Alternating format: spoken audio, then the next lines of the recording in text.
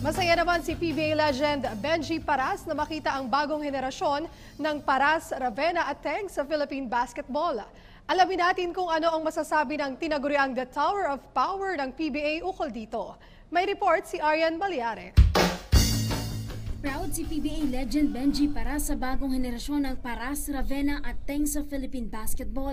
Ang mga ito ay sina Kobe na anak ni Benji, Kiefer na anak ng former TNT member at ngayon assistant coach na si Bong Ravenna, at Jeron na daddy naman si retired Alaska Aces big man Alvin Teng.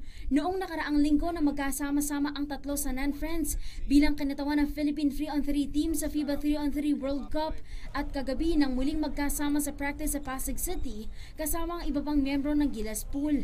Sa panayam ng PTV Sports, inamin ang kinikilalang The Tower of Power ng Pro League kung gaano siya kasaya na makita ang younger generation.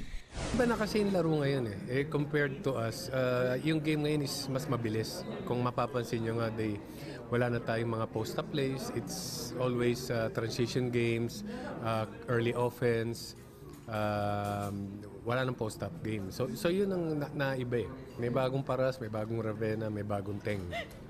So kami yung nakikita mo nasa sideline na nanonood. So this is the second generation. And of course, kung tatanungin mo yung bawat isa sa amin, we're really happy and proud. Samantala, excited naman si Benji para kay Kobe na first time na napabilang sa roster ng Gilas Pilipinas. Nasasabak ngayong Agosto sa 29th Southeast Asian Games sa Kuala Lumpur, Malaysia. Ang lagi ko lang sinasabi sa kanya nang gifted ka eh. So only few are chosen at isa ka doon. And so ang sa akin lang is be serious about it and don't take it for granted. Iba tong you will represent not yourself, not other people, but our country. So malaking bagay ito. Si Benji ay naging bahagi ng silver medal romp ng Pilipinas noong 1990 Asian Games sa Beijing, China. Bukod pa rito ang gintong medalyang nakamit ng host Philippines noong 1991 SEA Games. Arian Balyare, PTV Sports.